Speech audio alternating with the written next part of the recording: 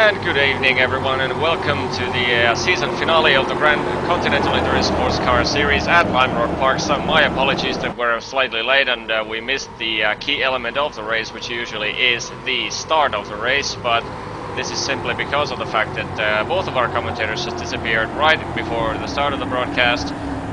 Both seem to have internet connection problems. Will just had his new ISP and it seems to be totally not functional.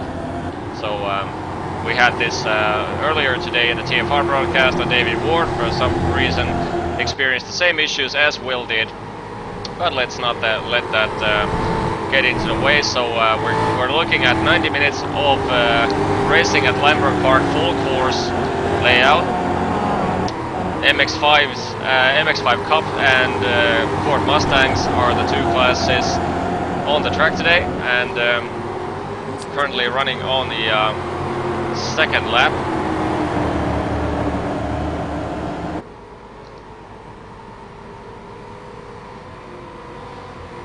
As we had quite surprisingly low amount of Mustangs in this race. We only have 8 Mustangs, but the MX5 field seems to favor this track very much. So currently third minute of the race is underway, third lap, and the leader of the Mustang division currently is Dan Rash on your screens right now.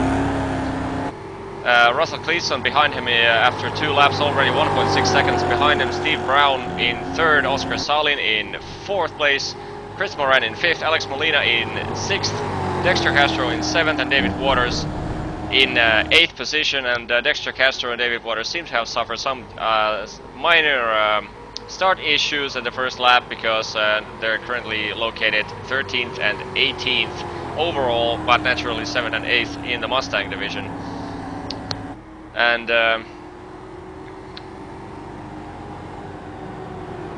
in the MX5 division, Eric Biggs is currently leading the way, with followed closely by Stefan Morien and Jared Lawson about 2 seconds behind him in third position, Hang Ho Tao in fourth position, Stefan Overgaard in fifth, Wes Eric in sixth position, Michael Griesinger 7th, Stephen Ashbury 8th, David Wemman 9th, and Peter Bernard in 10th. And adding to that, we have 5 more MX5s in the race: Giancarlo Lenzi, James Stevenson, Jason Reifogel, Arthur Chan, and John Montoya. And currently looking at Eric Biggs is having slight difficulties getting through the penultimate corner here, but keeps his car under control. Stefan Morien did get a good run on him. Let's see if he's going to exploit that in coming into turn 1. So this track is much shorter. For those who are unfamiliar with Lime Rock Park, this we don't usually see this short track in any schedule. Lime Rock Park is very short. It's very narrow, but it does suit for these two car classes. And like I said, the track is only 1 minute approximately for MX5 division, and 1 minute long, whereas Mustangs complete this lap in approximately 58 seconds. So pretty equal lap times for both classes, but still, when the Mustangs come to lap the MX5s, the straightaway speeds are the key element here. There's not that much straights here, but when they come onto the straights, the Mustangs just fly right past the MX5s. So currently you're looking at the leader of the MX5 division, which is Eric Biggs, the closest battle on the track so far, even though Oscar Salin has made his way past Steve Brown for third position in the Mustang division on your screens right here.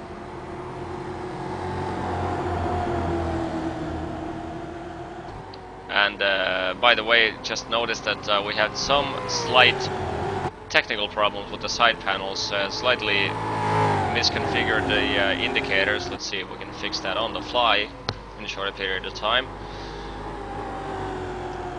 So like I said, it was a slightly delayed broadcast because of sudden loss of both commentators, so scouting for them took a little bit of time, and we missed the start, so my apologies for that. But you're watching the live broadcast of the season finale at Lime Rock Park, Continental Endurance Sports Cars Series finale, brought to you by Safecraft Racing, your home for safety harnesses, belts and head nets. Drive fast, be safe with Safecraft Racing.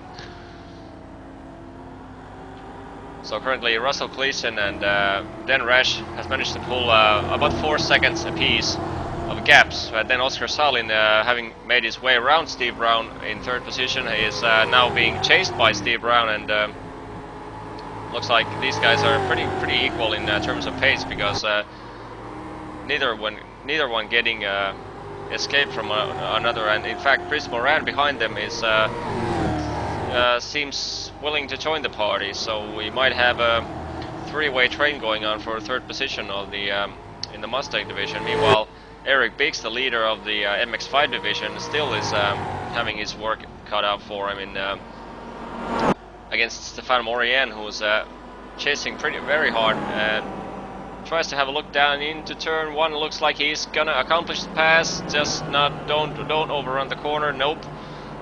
Clean pass from Stefan Morien, moves into the lead of the MX-5 division. Eric Biggs in second and Jared Lawson in third position.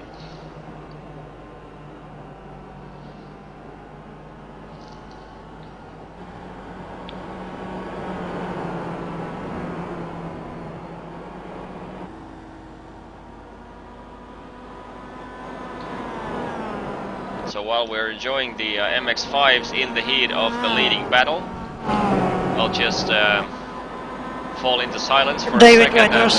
Reynolds spun off. Turn 3. And that was a live voice you heard from Jarno Matikainen, who is my eyes on the track at today. Forgot to introduce him as well, but he's gonna back up David Ward, who was supposed to be the co-commentator, and I was supposed to be Will Vincent, but luckily I'm not Will Vincent. But yeah, anyway, as we see live in the screens, Eric Biggs goes very wide, loses control under braking into turn one, and Eric Biggs goes wide.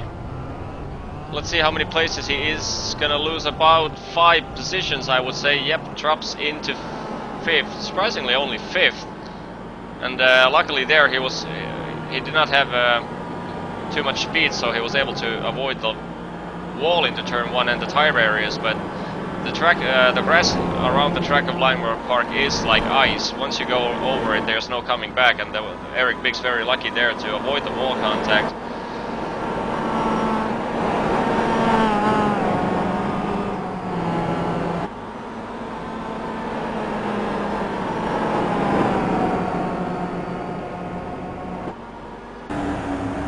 As the camera jumps into the third position battle with Oscar Salin and Steve Brown, followed by Chris Moran in the 19 car in the left side of the screen, we're going to have a short mute moment, and we're going to fix the side panel issues, and we'll be right back.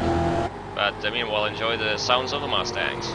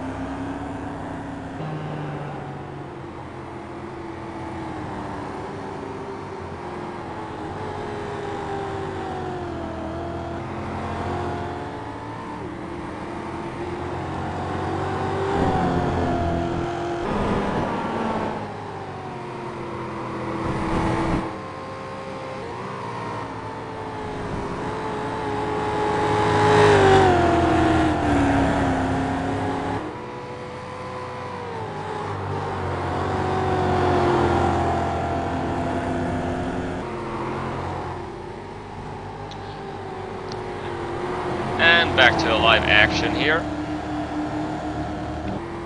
Sorry for that temporary mute. Let's see if still the picture is slightly distorted. My apologies for that. Don't know why on earth it's doing that, but doesn't seem to help that much no matter what I did.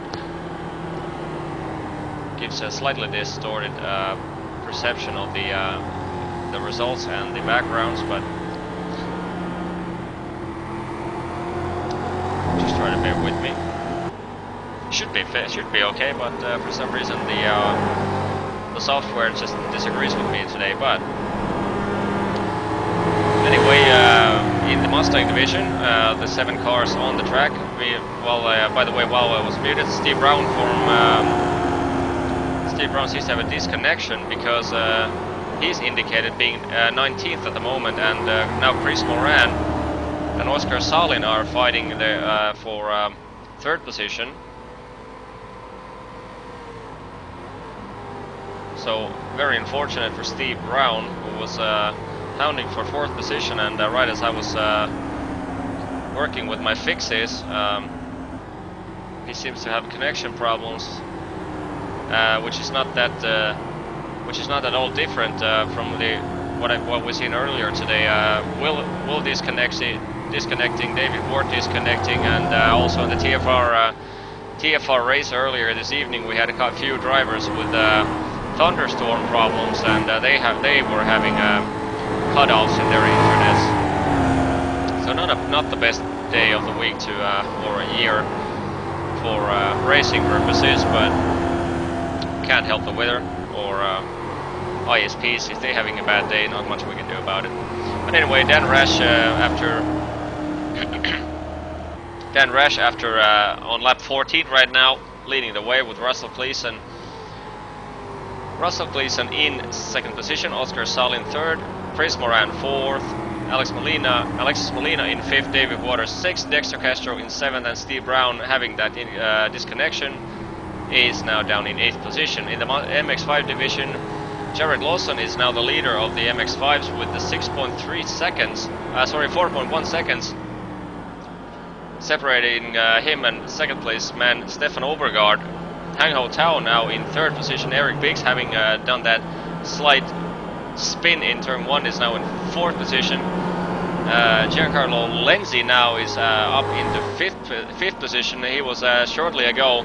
Giancarlo Lenzi was I think he was in 10 plus position, and now he's climbed all the way back into 5th, and 6.1 seconds between him and Eric Biggs, and currently Lenzi lapping about 2 to 3 tenths a lap faster, but it's gonna take about 20 laps, 20 minutes, so to speak, 20 to 25 minutes before that, with that pace, before Lenzi is able to challenge for that fifth position. Behind Lenzi, James Stevenson is in 6th position, Wes Eric in 7th, David Wemmond in 8th, Jason Breifogel is 9th, Arthur Chan is 10th, Michael Griesinger 11th, Peter Brennan 12th.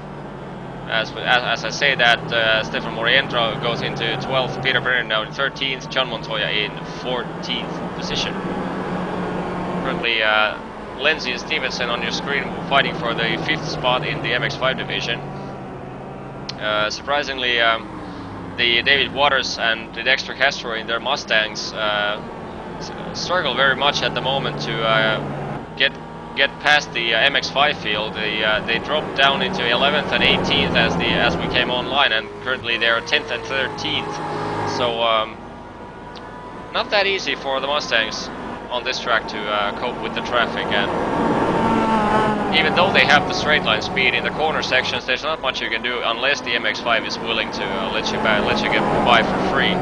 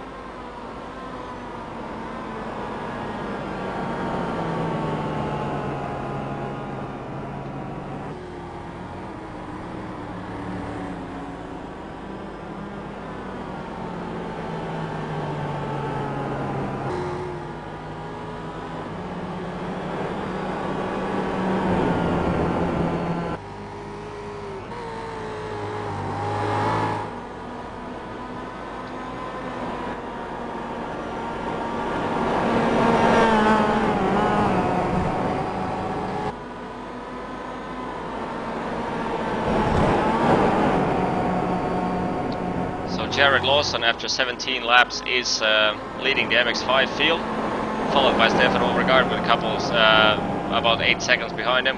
Another 2.5 seconds between Stefan and Hang Ho Tao. And Eric Biggs now actually climbs up into 3rd position past Hang Ho Tao here. So few battling partners on the racetrack at the moment. There's a P3 battle in the M Mustang division, then we have the P3 fight in the MX5 division, and then we have P5 battle in the MX5s. But outside of that, the field seems to sort itself out pretty nicely. The gaps are anywhere between 1.5 seconds to 5 seconds between each car, and it's gonna take a good 20 minutes before we start. As we have one MX5 going heavily into the tire, to the main straightaway wall. Hang Ho Tao goes off the track. Let's have a look at that replay over there. That was a nasty impact that Hang Ho just suffered over there. Eric Biggs is blinking a lot. So the curse of the internet that we've experienced earlier today seems to continue, as we'll take a look at the Hang Ho Tao incident.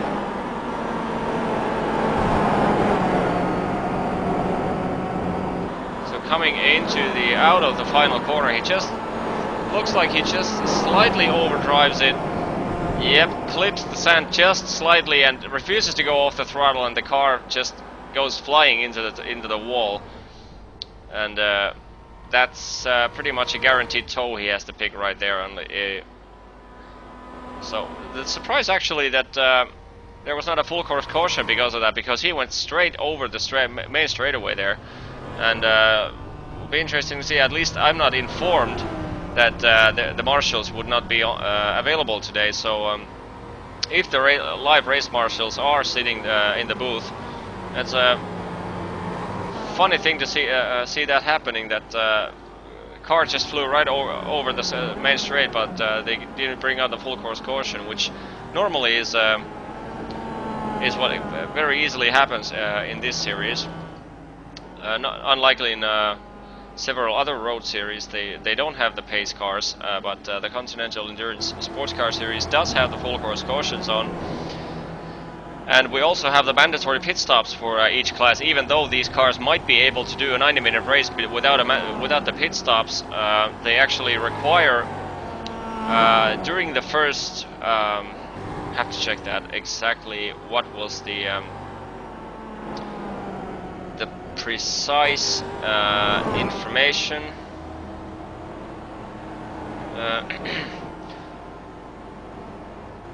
Mandatory pit stops on this race must occur before or on lap 28 for the Mustangs and 27 for the MX-5s. If the drivers pit after that lap marker, they will get a stop and go penalty. And the minimum pit stop duration must be 10 seconds.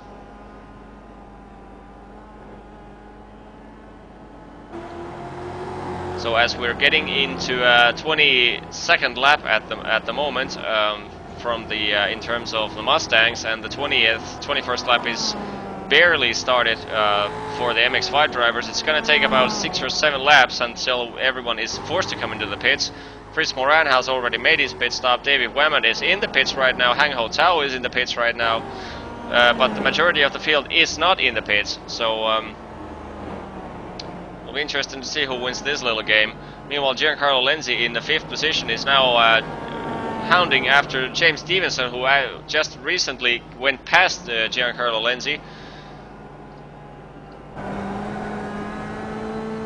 Currently on board with Giancarlo Lenzi here in his MX-5, and Lenzi has a pretty comfortable position here in the 5th position. The 6th place man Wes Eric is already 10.5 seconds behind him, and but the battle in front of him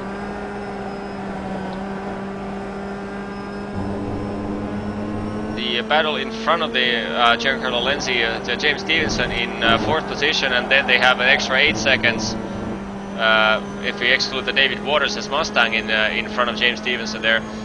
We have approximately 8 to 7 seconds to Eric Biggs, who is the 3rd position runner of the MX-5s.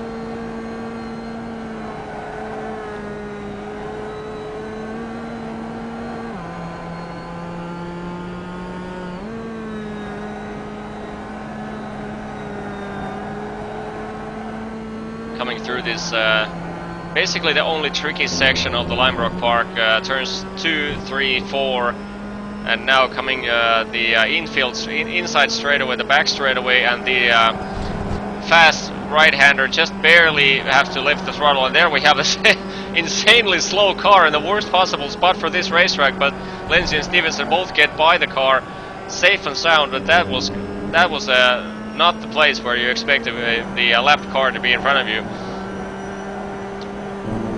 And now coming out of the last corner onto the longest straightaway of this racetrack, but this is not a long straightaway, even though it is a main straight.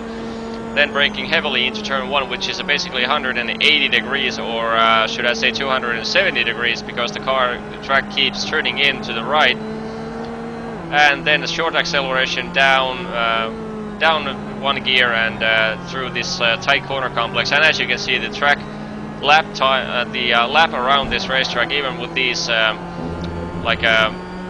slower generation of cars in iRacing, even with these cars, the lap is insanely quick. So a lot of things can happen during a 90-minute race around here. As we're about 25 minutes now into this race, actually 24 minutes and a little bit over. Still following the battle for 4th position in the MX-5s. Not seems to be currently the only action on the racetrack. Meanwhile, behind Giancarlo Lenzi in the screen, just to mention that Chris Moran and Dexter Castro, Chris Moran having made his pit stop, is now behind Giancarlo Lenzi and is actually catching Lenzi. Well, now I'm going to take that back, because now half the field seems to be preparing for his pit stop, preparing for the pit stop sequence, so the positions are changing constantly in the telemetry, so have to wait a few full laps to get the field properly sorted out.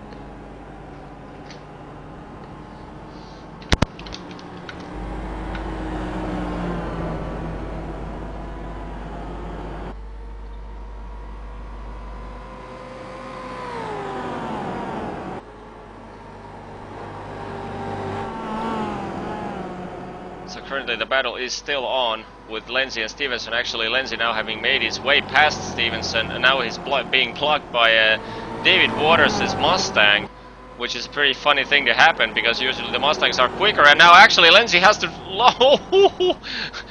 has to lift off dramatically, because David Waters goes into the pits and goes very sideways out of the last corner, and now James Stevenson has a retaliation possibility right here, but let's see if he's going to know he's not going to dive bomb anything stupid. But that was James Stevenson could have actually pushed Lenzi a little bit. Lenzi goes very wide into turn 1, gives James Stevenson the possibility to take the position back, and James says thank you very much and takes back the which is now actually the lead of the race, because the leaders just went into the pits. Eric Biggs has gone into the pits, Stefan Overgaard into the pits, and actually Stefan Overgaard had a long pit stop, 58.7 seconds, whereas Biggs had only 41.9 seconds, so Overgaard lost several places in the pit stops. Eric Biggs might have actually gained some still unaware of what the fuel strategy for different drivers has been. Usually the smartest thing would be to take the full fuel, because these cars are not exactly the fastest thing to fill up. So as we can see, Lenzi goes very wide again, coming out of that last corner, so Lenzi's tires must be going off, but he's yet to make a pit stop, so my guess would be that Lenzi has a full fuel tank, so he has to do the pit stop, but he's surely not going to take any fuel. He's just going to change tires and stuff just to get that minimum 10 seconds. That's my personal guess.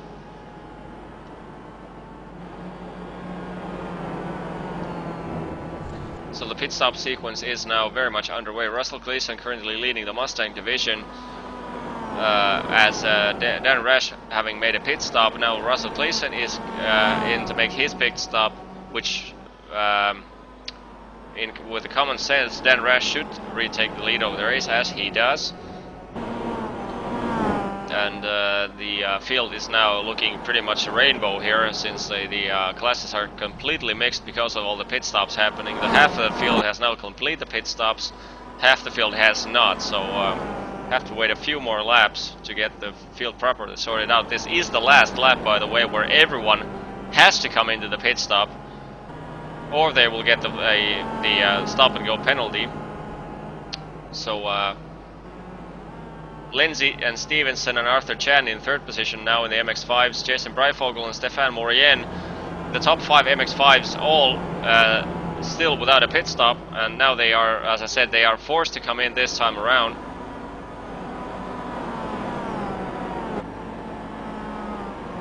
Or they will be in a world of trouble.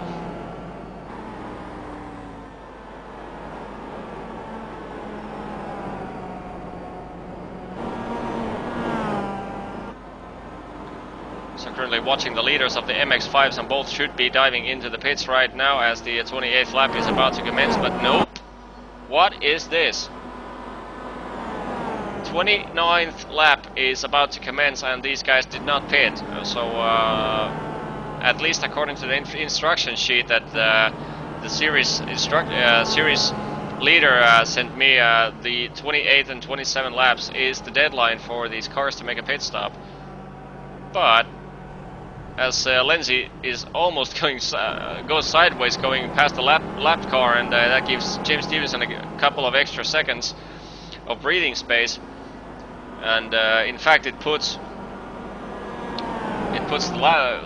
one of the lapped cars there behind Giancarlo Lenzi to give him a little bit of pressure. But yeah, that's an interesting aspect that I still don't see a pit stop for any of the top 5 drivers in the MX-5 division, and now we're already at the 29th lap, which violates the rule sheet that I've been given, but can't help it. So I'm not driving, so I don't give a damn.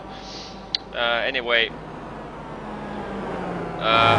currently in the Mustangs we have a hell of a fight going on. As you can see, we have a third position battle going on between Dexter Castro and Chris Moran and Oscar Salin, as they're dealing with the lap traffic of the MX-5s, and they can't get much closer than this.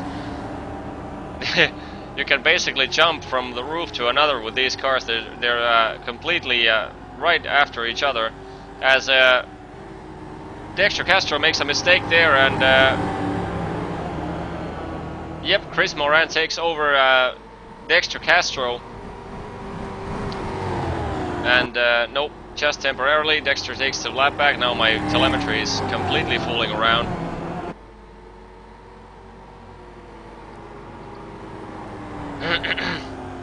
Yeah, so Chris Moran took the lead, took the third position from Dexter Castro, and Oscar Salin is still in the third position. Dexter Castro in fourth, Oscar Salin is fifth, and David Waters now 3 MX-5s between him, Salin and Waters, down in sixth position in the Mustangs. Yeah, and by the way, could be a possibility that I missed the first lap pit stops. That might be actually the reason while Lindsay, Stevenson and those guys were in the back of the pack because they pitted on lap 1, which is not unfamiliar act we've seen in this series. We've seen in Laguna Seca, and we saw on several other tracks that people came into the pits on the very first lap of the race and got a clean air in front of them. But that might be the case here.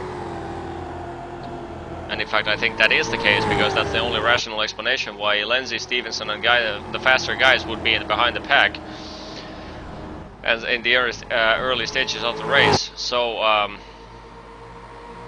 in that case, my telemetry is now simply screwed, so it didn't show the first lap pit stop times. But if that's the case, then everyone has made their pit stop successfully. And currently, I don't think that we're gonna see any more pit stops unless people get damage. So, to round up the current standings, which is actually surprising because normally we've used the situations where the Mustangs are clearly faster than the MX-5, so the fields are separated with a clear margin. Now we still have a complete rainbow on the field, so Dan Rash in the Mustang division is your race leader, 12 seconds in front of Russell Gleason. Then we have the MX-5 leaders, the top two MX-5s, James Stevenson and Giancarlo Lenzi. And then we have the third position, third to fifth places in the Mustang division, Chris Moran, Oscar Salin and Dexter Castro. And then the next three cars in the MX-5 division, Arthur Chan, Jason Breifogel and Stefan Morien. So in the top 10 we have 5 Mustangs and 5 MX-5s, and actually even those 5 are scattered between each other. And currently watching James Stevenson here. James Stevenson 1.3 seconds ahead of Giancarlo Lenzi, trying to fight his way past. I think that is a slower lapped MX-5 there. Tries to find his way around him. Was quite unsuccessful that time around. But he still has a pretty good chance of finding his way past at the end of the main straightaway, which should happen right now. Oh, and the lapped car pushes. Lapped car almost causes James Stevenson to wreck out of the race. That was as poor of a driving as you can imagine from the lapped car. James Stevenson clearly showed his nose to the inside, and the lapped car just refused to give up. That was idiotic as you can be, because the leading Mustangs already had gone past him, so full course caution is out. So the first full course caution of the day is out because of that incident. And like I said, that was a pretty stupid move, because in case of a full course caution, the leading Mustangs already had passed the car, so he wouldn't have gained his lap back no matter what, unless he gets the automatic wave around.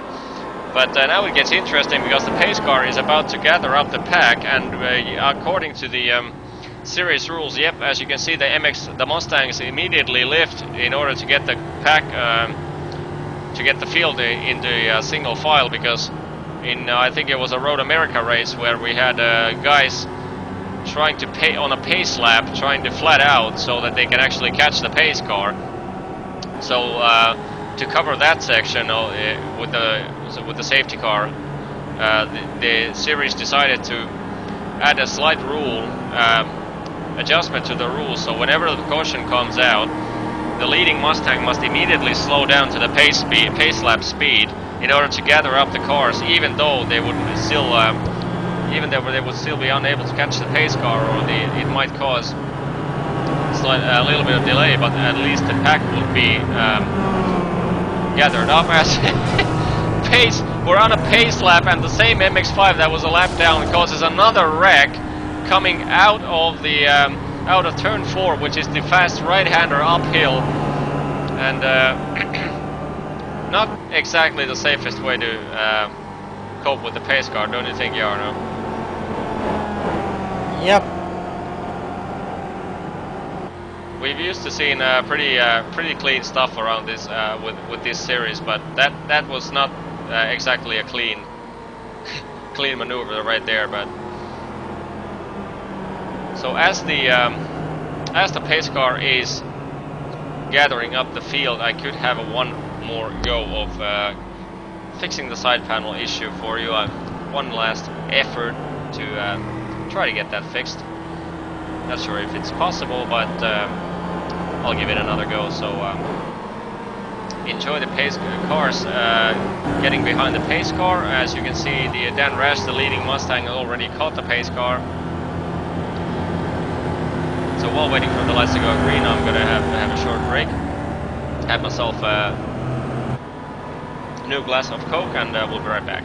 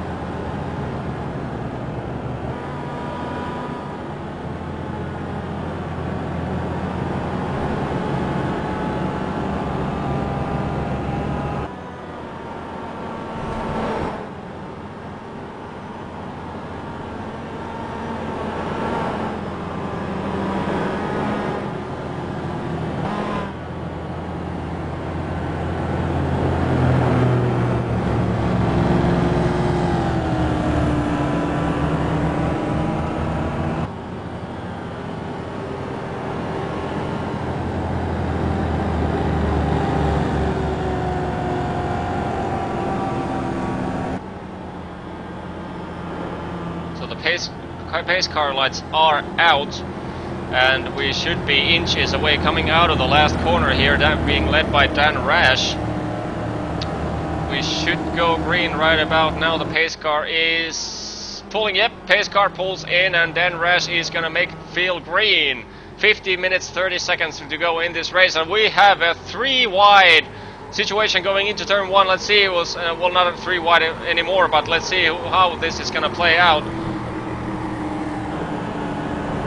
At least if the first 2 Mustangs go through safely. James Stevenson gets by, Giancarlo Lenzi gets 1 Mustang. Between him and James, seems fairly clean at the initial start. Nothing dramatic happening, at least.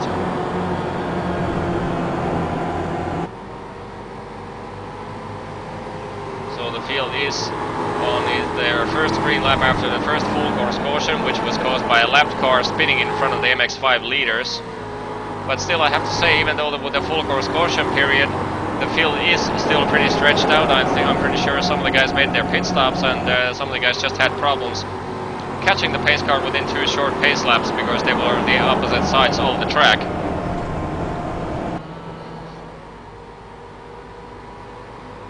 So as we're speaking, I'm just about to give this one last go.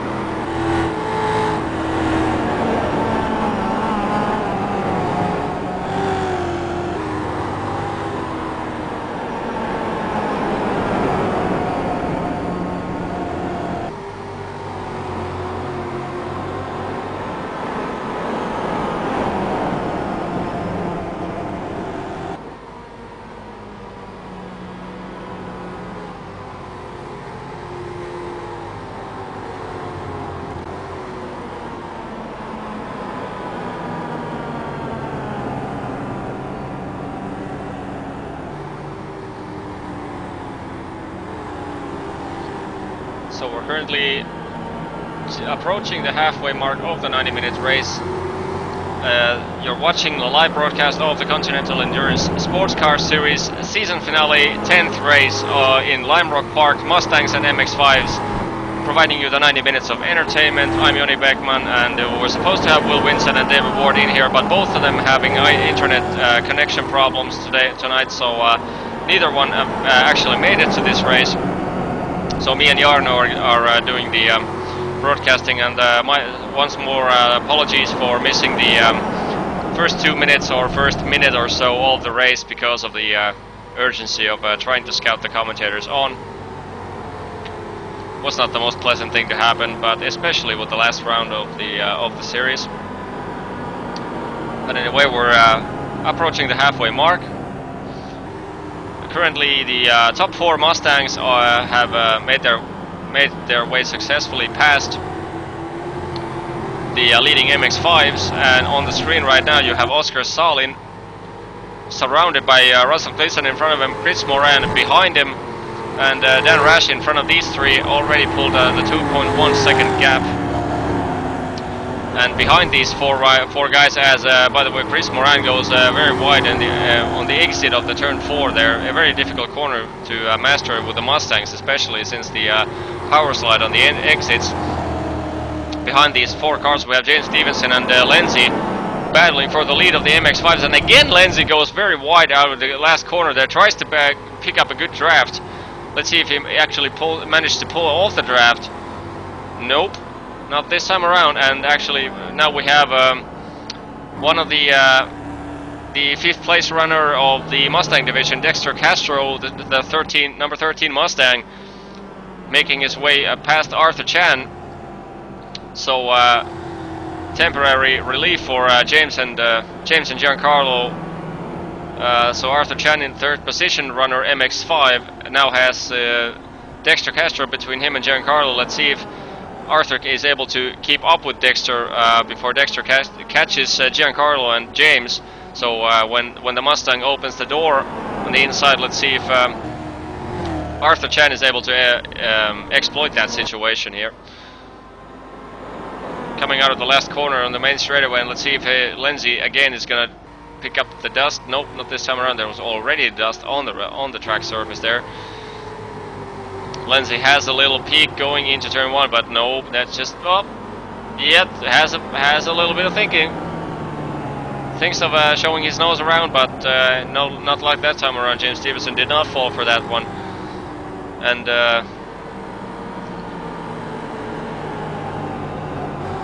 as we're living in the 42nd lap of the race, the lap counter is increasing insanely fast, because, like I said, the MX-5s are lapping about just about 1 minute marker. The leader is slightly lower, slightly below 1 minute.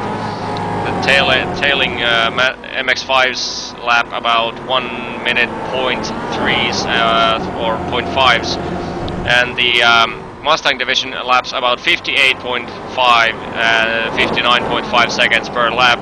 So each minute we're gonna have one more lap to the counter. So in a 90 minute race around here, we should be expecting about 93 laps with the 93 laps with the Mustangs. So pretty insane amount of laps.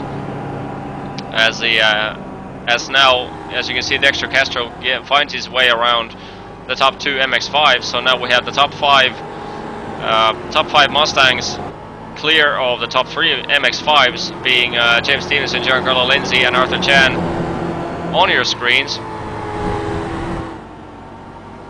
Everyone lapping fairly equally. Arthur Chan actually getting a fastest lap time naturally of these 3, because they top 2 had to deal with the Mustang.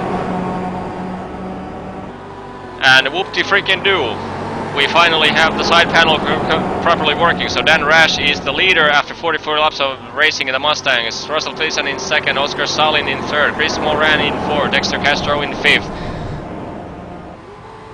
David Waters is in 6th, Steve Brown in 8th, and Alexis Molina, the last running Mustang, in 8th position. Then in the MX-5 division, 45 laps in the books, and the leader is James Stevenson in an 11 car, chased by 02 car of Giancarlo Lenzi. Closely behind him, Arthur Chan in 3rd position, Stefan Morien In 4th position, 5th position for Jason Breifogel, 6th for Michael Griesinger, 7th for Eric Biggs, 8th for Stephen Ashbury, 9th for John Montoya, 10th Jared Lawson, 11th Peter Brennan, 12th Hang Ho Tao, and the last remaining MX5, now 11 laps down, Wes Eric.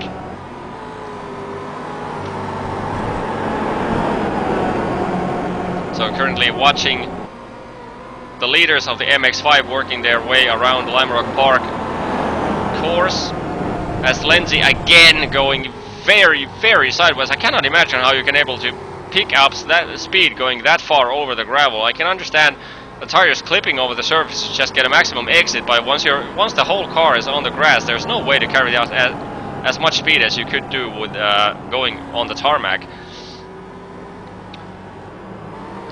The top five Mustangs currently pretty much stretched out. Dan Rush leading by 4 seconds, then 1 second between Oscar Salim, 1 second from him to Chris Moran, and 6 seconds to Dexter Castro. However, Oscar Salim, the 3rd place runner, is currently the fastest lapper of the top 3 Mustangs. So that could get very interesting, but cannot get much more interesting than the current top 3 of the Mustang division, because these guys are really going at it for the win of the race. Currently watching the middle car of Giancarlo Lenzi, who started this race in pole position, currently in 2nd position, and as you can see, there's not a gap at all between him and James Stevenson. Lap time's fairly consistent, only 3/10 separating the last lap and his fastest lap. And the lap slide indicator on your screen is slightly disorienting, because Lindsay has led laps in this race, but because I had to reboot the system to get the side panel working, it has zeroed the led laps indicator. So still, Lindsay with a solid run in the championships, currently standing in 3rd, only 1 victory, 4 top 5 finishes, 273 points. Very consistent point scoring run. I have to say, lots of misfortune for Giancarlo Lenzi during this season. Several times he's been running in the top 2, even in the lead of the race, and had some misfortune of either just driving off track himself and wrecking his car, or being part of some bigger wreck.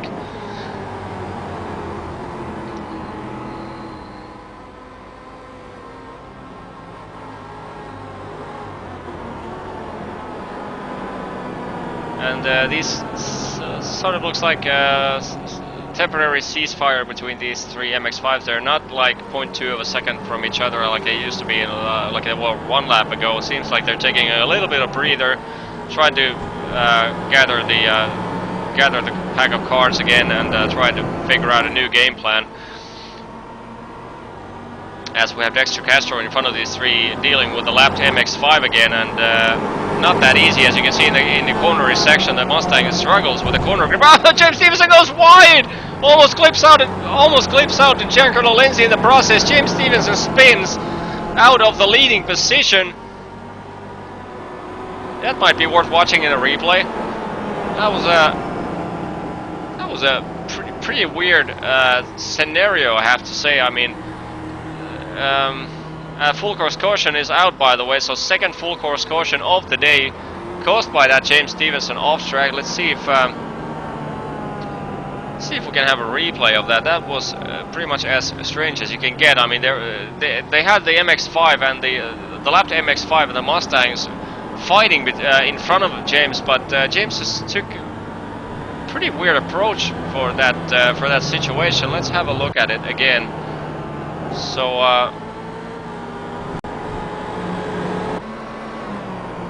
So James Stevenson on your screen, Dexter Castro in the Mustang in front of him, and the lapped MX5 in front of him. And as we're coming out of the turn 4 right now, the uphill just seems to, nope, there wasn't the lapped cars involved. That was just holding his throttle slightly.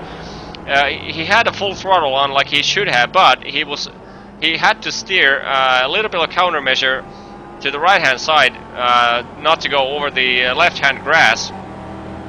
And once you are on a full throttle, the uphill is so steep that it actually loses a little bit, temporarily the car loses all of its grip. And James had the steering wheel slightly too much turned to the right, caused the back end to snap, and even though he tried to correct it, caused the car to go sideways. But luckily this time, just as I was saying, he didn't take out Giancarlo Lenzi, even though that was very, very close.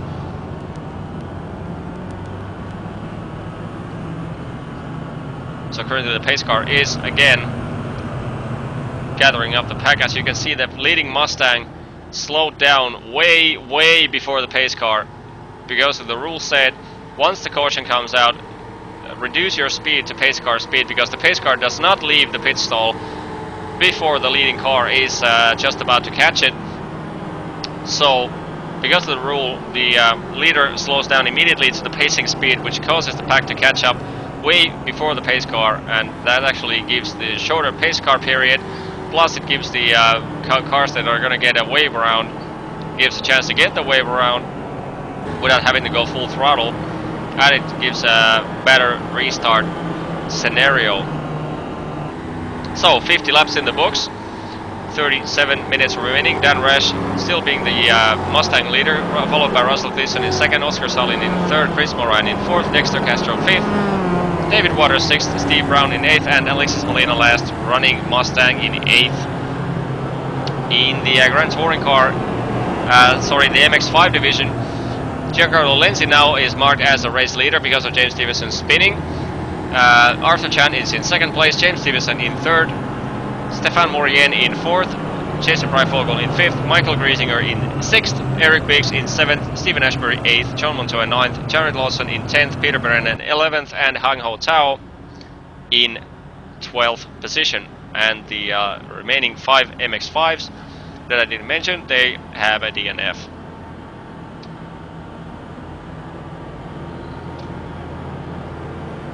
So for those of you who have just joined in the middle of the all the action, you're watching a live broadcast on Glacier TV from the Continental Endurance Sports Car Series season finale, 10th race of the season at Lime Rock Park full course. Multi-class race is in the case here. 90 minutes with Mustangs and Mazda MX-5s, and currently we're under the second full course caution of the day. As you can see, the several Mustangs and MX-5s are getting the wave around, which is a pretty funny scenario, because once they get the wave around, the drivers during the wave around are, as you can see, all the cars not getting the wave around are instructed to take the right-hand side of the track, so that all the cars getting the wave around can make a safe pass of the line on the left-hand side, as the Mustangs did right there. So now, instead of having Mustangs in the lead of the race, we actually have 6 MX-5 leading the race. Giancarlo Lenzi is the overall race leader, because of Dan Rash, Russell Gleason, Oscar Salin, Dexter Castro, Chris Moran, and David Waters all being in the pit lane, or having visited the pit lane. So the MX-5s now have the top 6 cars in the lead, and this is going to be interesting when Dan Rash gets the green flag. What is going to happen when he has to deal with the close battling MX-5 group?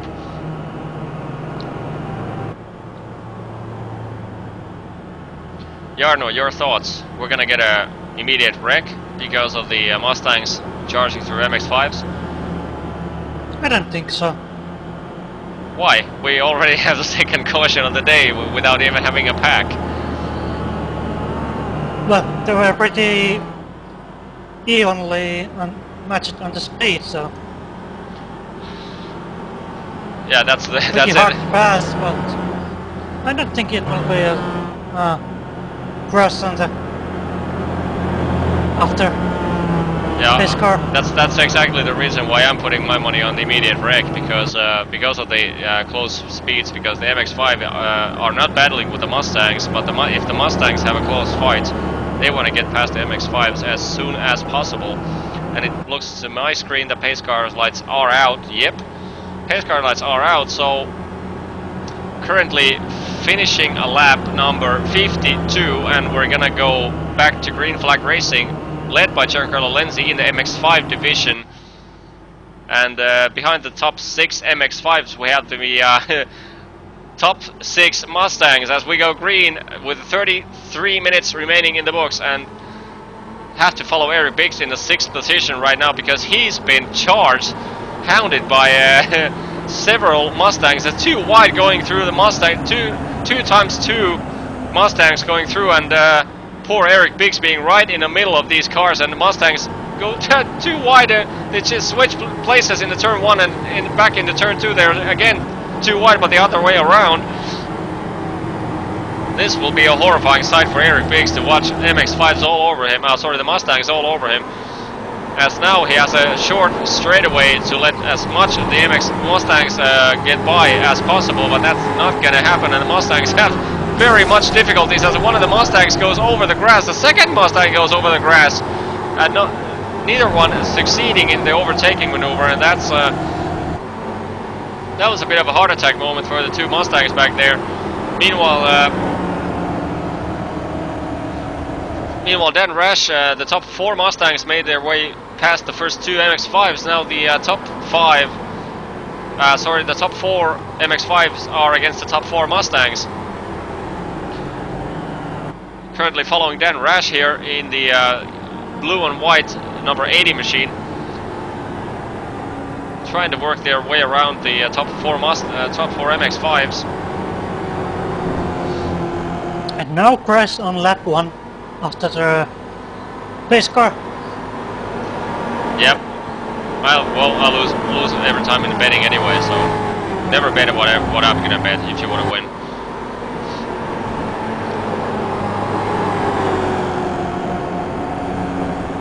Lap number 54 is about to be completed, and it's been led this time around by the Mustangs. The MX-5s. The Giancarlo Lenzi leading the way as one of the Mustangs clips the grass slightly at the exit of last turn. Goes pretty sideways, but not immediate threat there. But like I said, Giancarlo Lenzi leading the way. James Stevenson following closely after that spin of his. Arthur Chan in 3rd position, and Jason Breifogel in 4th position, and now Jason Breifogel has 2 Mustangs in between him and Arthur Chan. Dan Rash in the lead of the MX-5 division, the Mustang division, I'm getting confused all the time. Dan Rash leading the Mustangs, Russell Cleason closely behind him. Now Dan Rash in the screen right now getting past Arthur Chan, so only the top 2 MX-5s remaining for Dan Rash to catch.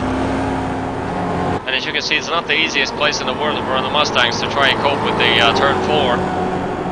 Everyone tends to go sideways with the Mustangs coming out of that turn, and especially if you have to overtake an MX-5 there, you have to take extremely cautious on a wide line, which gives extra problems for the heavy cars.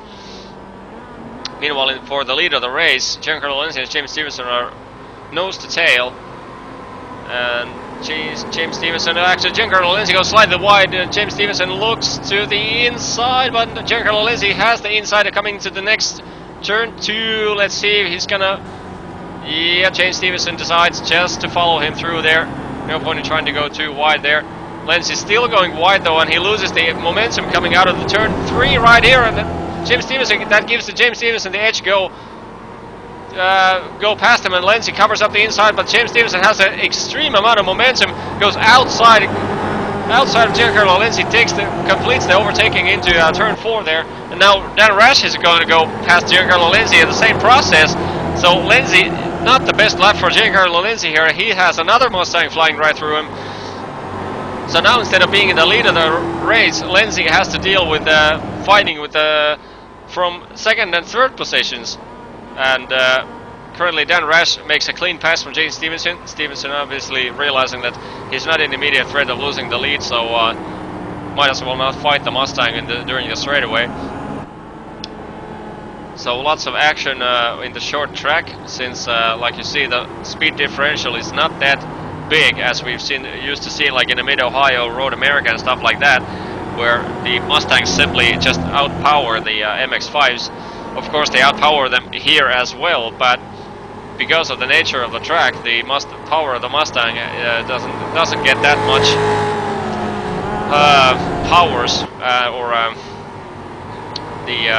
the greatness of the Mustang compared to MX-5 is way more minor than it is in Indianapolis or any faster track. So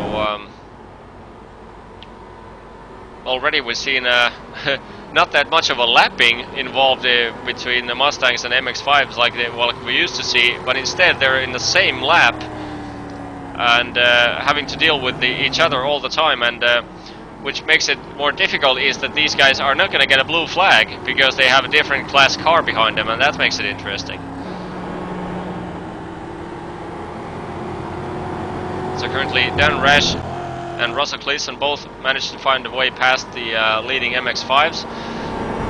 So after 58 laps of approximately 92 laps, Dan Rash still in the lead, 1.7 seconds between him and Russell Cleason. Oscar Salin now in third, David Waters fourth, Dexter Castro fifth, Chris Moran sixth, Steve Brown seventh, Alexis Molina in eighth. So only 8 Mustangs started this race, which is quite surprising because lots of most of the time since this one of the free tracks of iRacing service, it seems to favor the attendance in almost any series you wish to make, but it didn't seem to be the case with the Mustangs, at least this time around. Meanwhile, in the MX-5 division, after the mayhem with the Mustangs, James Stevenson has now regained the lead from Giancarlo Lenzi, 2.1 seconds between those two. Arthur Chan is closely behind them in third position. Jason Breifogel now in fourth position, Eric Biggs in fifth, Stefan Morin sixth, Michael Griesinger is seventh, Stephen Ashbury eighth, John Montoya ninth, Jared Lawson in 10th place. So that rounds up the top 10 of the MX-5 division. So Dan Rash, being the leader of the race and the leader of the championship table, well, not exactly sure if he's currently the telemetry is not showing his championship points because if I'm not mistaken, Dan Rash had a little bit of issues with the scoring system. Not completely sure about that, but anyway, Dan Rash has been the dominant force of the Mustangs throughout the series, has won or been in the lead in almost every single race. If I recall correctly, out of 10 races, Dan Rash has won at least 6 or 7. So Dan Rash, one of the dominant Mustang drivers of the series, and looking at the fastest lap times, he's the only Mustang driver to reach below 58 seconds. His fastest lap time being 57.947. Which is pretty impressive, and he's actually the last lap time was faster than if we count out Russell Cleason, nobody has managed to make as the faster lap time during this whole race as Dan Rash just did, and that's quite impressive. So the last 25 minutes remaining in the race, we had 2 full course cautions already. One of them caused by lapped car being involved in lap car causing a slight bit of disturbance to the leading battle, and James Stevenson took his MX-5 for a slight spin. And another caution was sorry, my bad. One of the cautions was caused by a lapper being in front of James Stevenson in the first corner, which actually caused the first caution of the day, and the second caution also involved James Stevenson, but that time it wasn't his fault, or nowhere near his fault.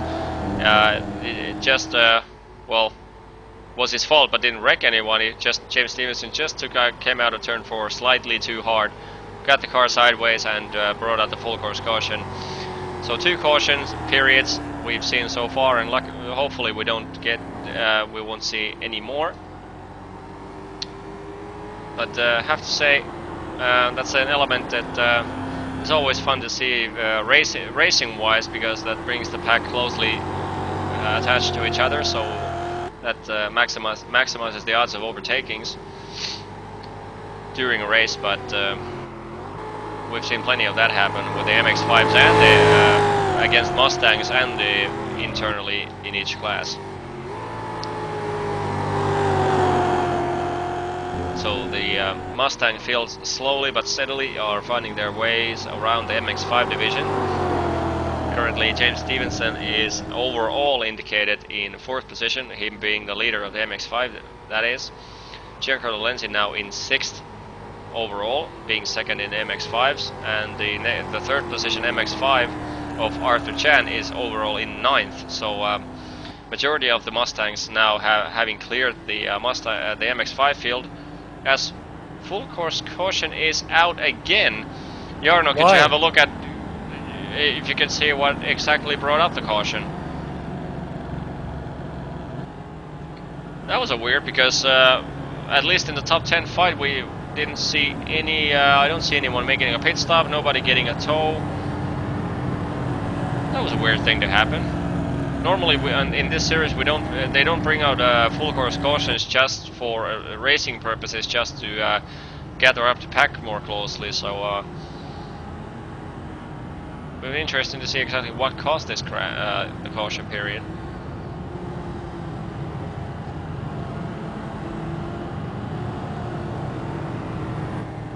It's it has to be. I have four prospects for being the cause of the caution. We have Giancarlo Lenzi, Michael Griesinger, Eric Biggs, and Dexter Castro being indicated with an incident point just before the caution came out. So as you can see now, the entire field has slowed down even before the pace car. So Dan Rash brought the line into pace car speed. So and the whole line is maintaining the right-hand side of the track, so everyone that's gonna get a wave around can overtake from the left-hand side, as you can see. So everyone on the lead lap are Ryan gonna Morley stay on the right says side. that Eric Biggs fun coming off the uphill. Okie dokie, let's have a quick look at that since we're under caution here. Let's have a look at what Eric Biggs managed to do.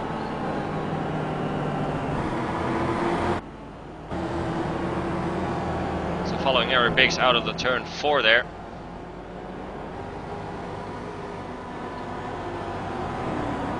Coming into the turn 4 and gets a wide entry and clips the grass. Nope, didn't clip the grass, but like I said, he lost the grip, all the back tires.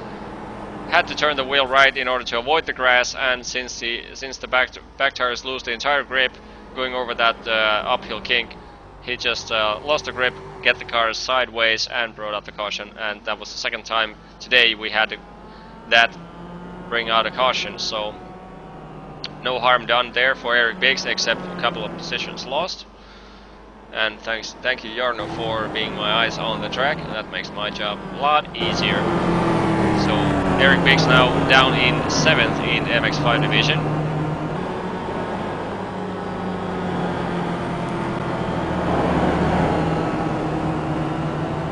As you can see, the rest, the back end of the field is still have to use fairly high speeds for these cars in order to catch the pack. And now when they catch the pack, they have a trouble with hitting the brakes hard enough to get the cars to turn.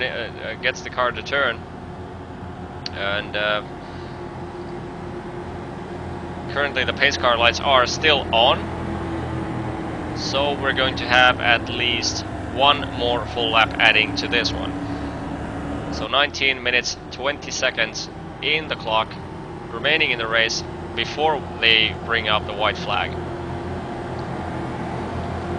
So have a look at a quick look at the standings. So 65 laps now completed. Dan Rash leading the race, Russell Clayson in 2nd, Oscar Salin in 3rd, David Waters in 4th, Steve Brown 5th, Dexter Castro 6th, Chris Moran 7th, Alexis Molina in 8th.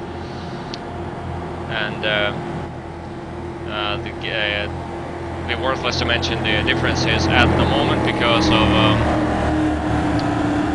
of the fact that we're currently behind the pace car, so everyone can see the gaps visually. You don't need any gaps indicated. So in the MX-5 division, after 65 laps, James Stevenson is still in the lead, Giancarlo Lenzi in 2nd, Arthur Chan 3rd, Jason Breyfogle 4th, Stefan Morien 5th, Michael Griesinger 6th, Eric Biggs 7th, Stephen Ashbury 8th, John Montoya 9th, Jared Lawson in 10th, Peter Brennan 11th, Hang Ho Tao in 12th, and remaining 3 MX-5s suffering from a disease called DNF. So, yep, the pace car lights are out, so the field is going to be single file restarting at the end of this lap. So you're watching the last 18 minutes of the Continental Endurance Sports Car Series final race at Lime Rock Park.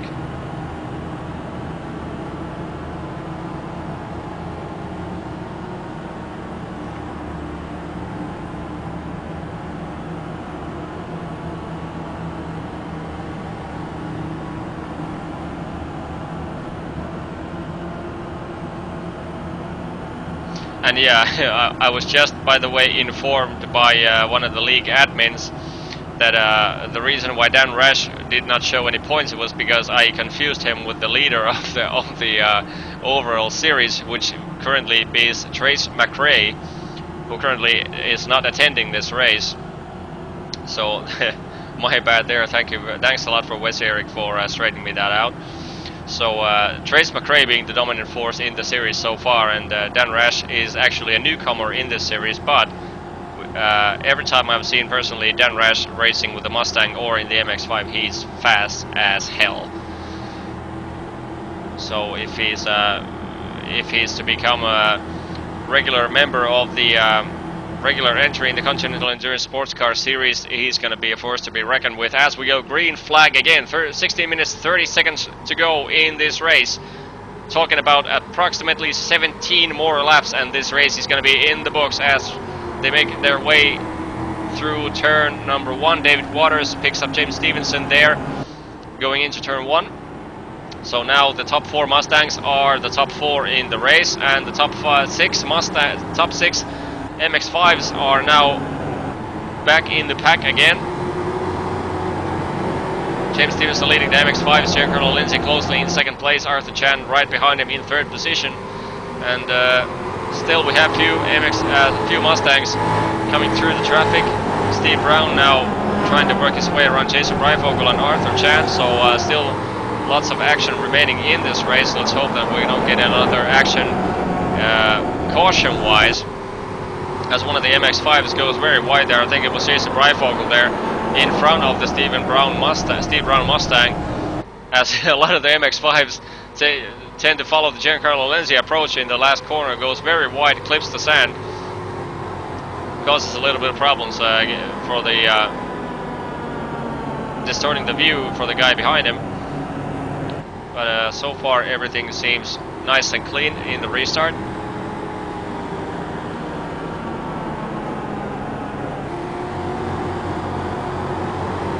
See the field working their way through corners 2 and 3, the CESCS in Lime Rock Park course.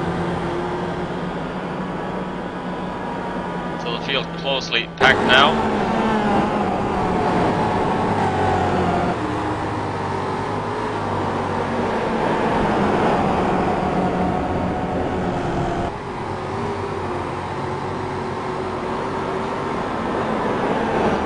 Giancarlo Lindsay behind James Stevenson looks very racy, even clips the inside curb going through the last corner, which is not a fun stuff to do if you're not doing that on purpose, because once you get there by accident, the car tends to be very snappy. So if you're not ready for that steering wise, that tends to throw the car in the slide, and like I said, if you're not planning to do that, that can cause you to go very wide out of the last corner, and that has a little bit of a problem with the so-called tire barriers, which are very closely nearby the track at the exit of the last corner. So that's a place where you don't want to go.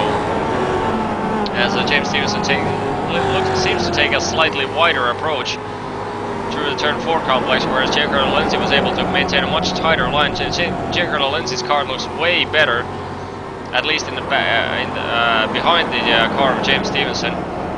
This time, well, clips the sand, but that was basically on purpose. That was not because of overspeeding. Has a slight run on him, but not enough to overtake yet. But just shows his nose around, just to show that he's still there.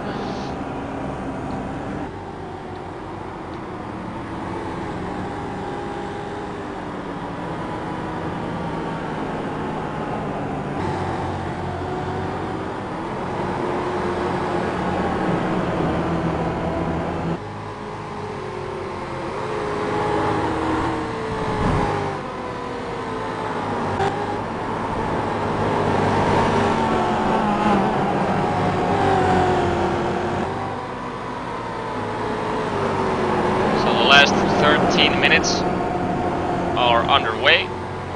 Talking about approximately 13 to 14 laps around the Lime Rock Park course with these cars.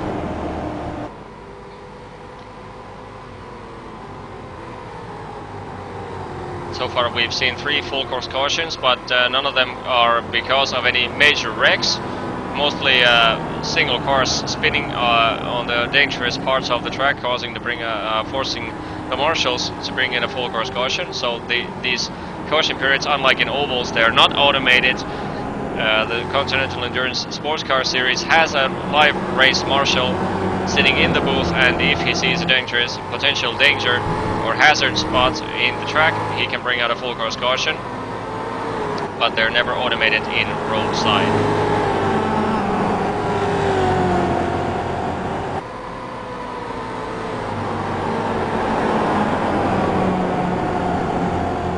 James Stevenson on your screens, still the leading MX-5 in the yellow car, being chased by the green car of Giancarlo Lenzi. And now Lenzi actually has a very good run coming out of the last turn.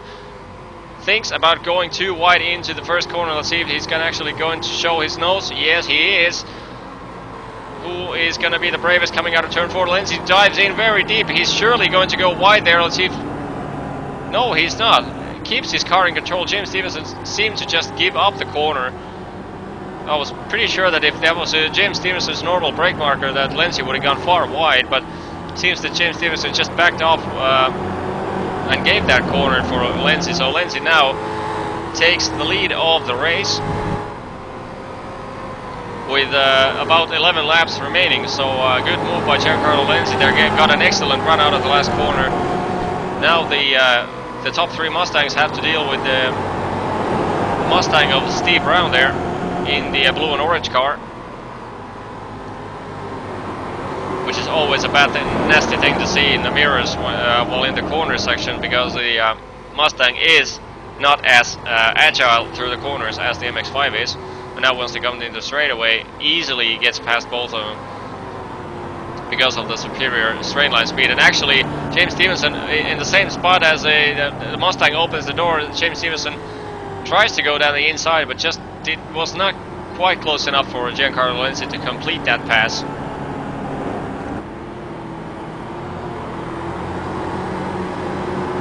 So 10 minutes to go now.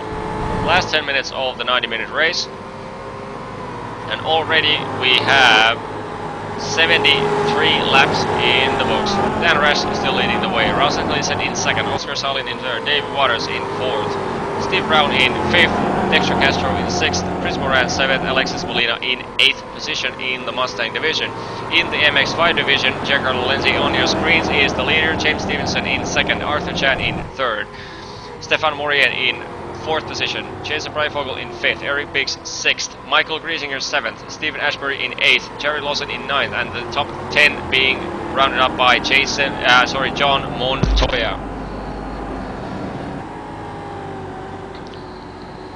And actually, at this point in time, the lead of the Mustangs is surprisingly close, because before up into the last caution period, Dan Rash was basically a dominant force, escaping like 3 to 4 tenths per lap. But now Russell Gleason, actually in the remaining part of the race, looks very racy, and actually is looking for an overtaking spot from Dan Rash there, coming out of the last corner. Let's see if he can get a good run on the main straightaway. This is heating up pretty nicely, and nothing bad in having a good fighting for the lead of the Mustangs when we have a good leading battle going on in the MX-5. So let's just try to catch all action on the racetrack.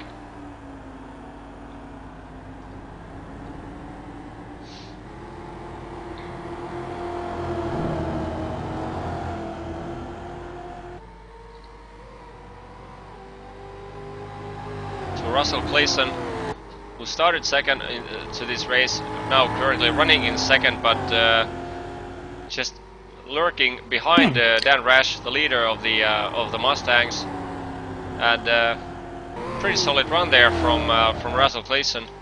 Was was clearly behind Dan Rash in the mid part of the race, but now he's, like I said, looking very racy, and behind them, Oscar Salin is not far either.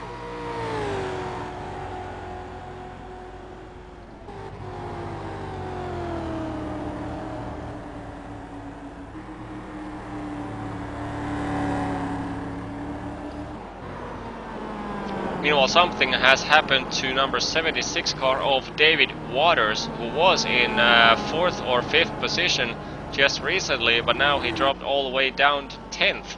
His last lap was 1 minute 5.1, so he must have gone wide someplace.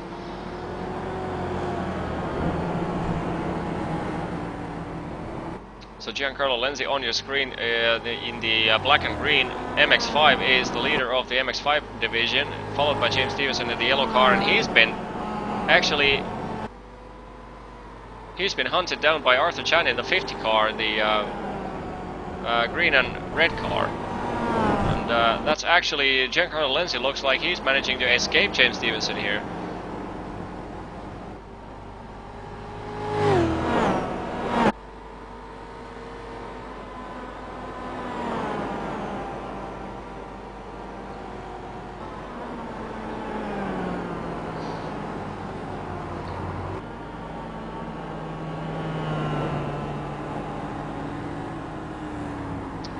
Last 6 minutes of the 90 minutes of Mustangs and MX-5s around Lime Rock Park course is about to start, and the last 6 minutes are underway right now.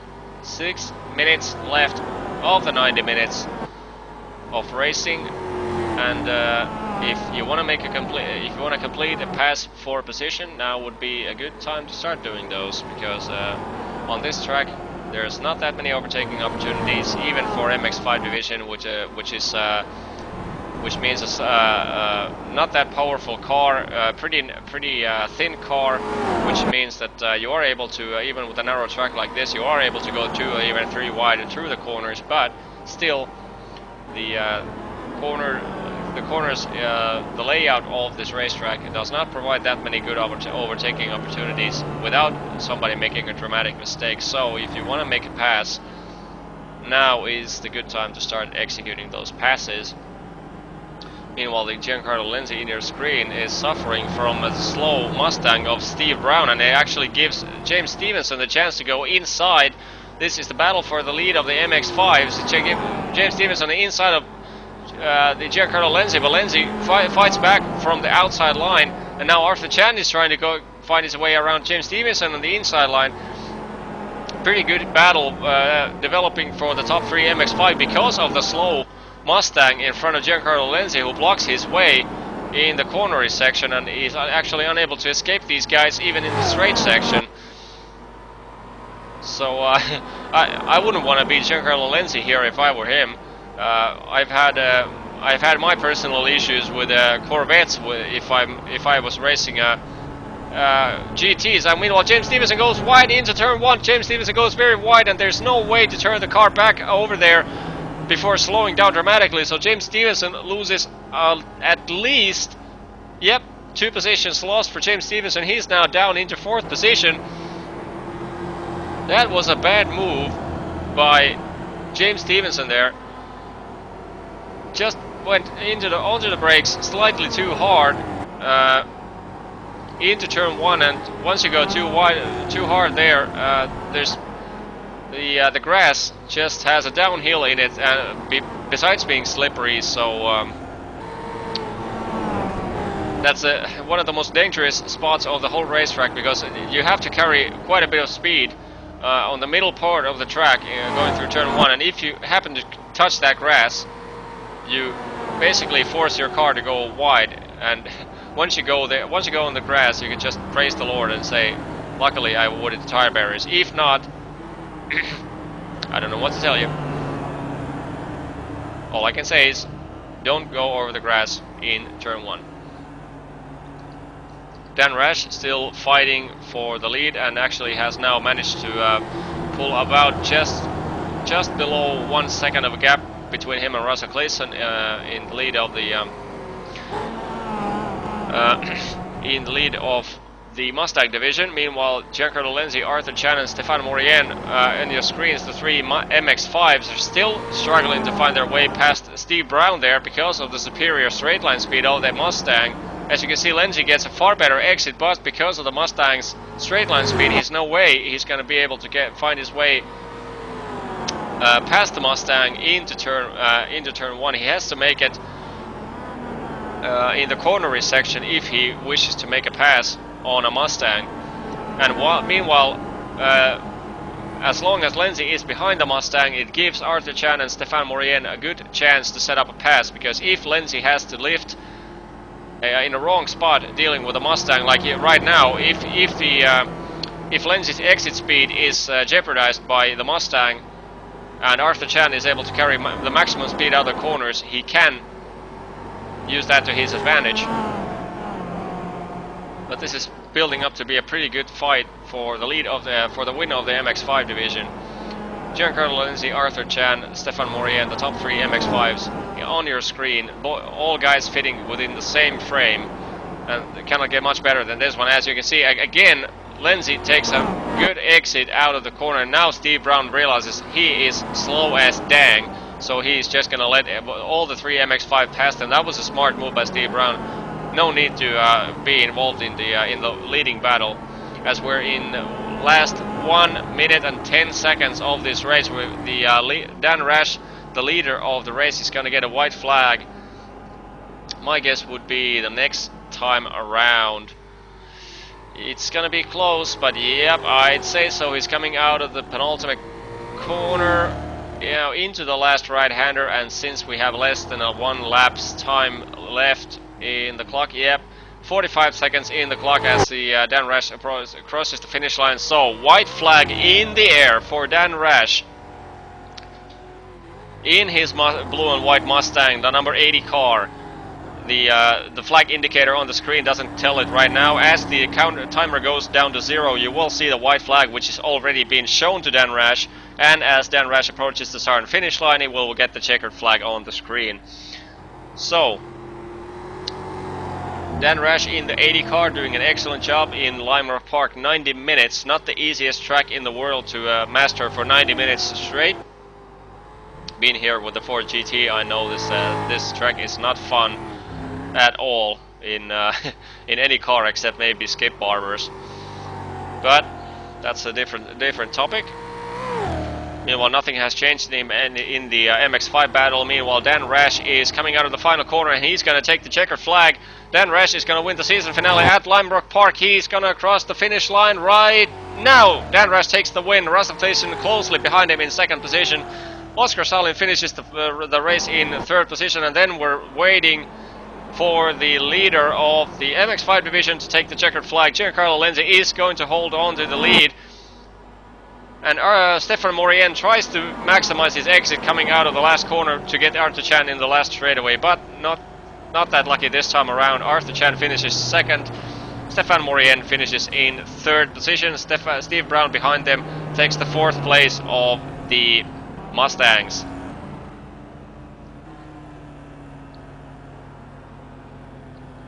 And behind Steve Brown, the Dexter Castro comes over the finish line in fifth place. David Waters is in sixth position in the Mustangs, and Chris Moran seventh. Alexis Molina had to retire before getting the checkered flag, and so 7 Mustangs finishes the race.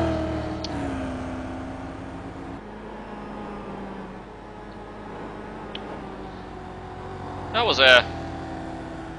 quite a slightly different Continental Endurance Sports Car Series race than we've used to seeing during the series. Wouldn't you say, Jarno? Yeah. No Will commentating, so. yeah. That. Not sure if Will is actually fooling around with us the whole Saturday and most of the Friday because of his blaming for his new ISP being realistically being in a hangover or something like that. But can't help that. Will is having to fight his way with his internet provider, so